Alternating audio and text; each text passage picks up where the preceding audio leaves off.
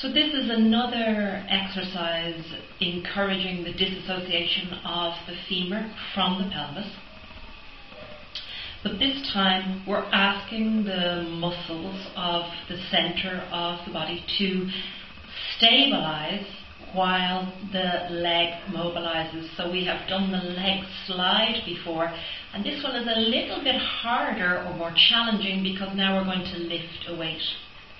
What we're trying to do here is encourage your motor function to understand that the muscles in your core need to respond simply to the weight that is being lifted rather than sucking or holding or bracing, and that weight changes depending on what part of the body it is or how long the lever is. So this, for example, weighs far less than this. So we're going to start at the easiest level, and it's simply called Kneefold.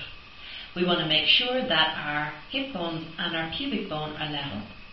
We want to encourage a control through our core to assist in keeping this area nice and still as we lift one leg and then the other.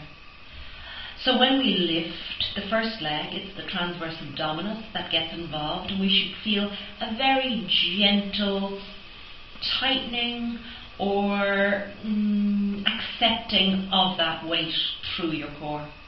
When the second leg lifts, however, the oblique does get involved. When we put one leg down, we might need to encourage the core or the pelvis to stay still.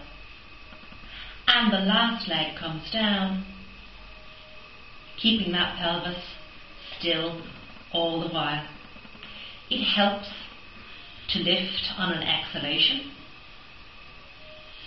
It helps to pretend you're going to lift rather than lifting that second leg if the result of lifting the second leg means that your pelvis tilts or your belly shoots forwards.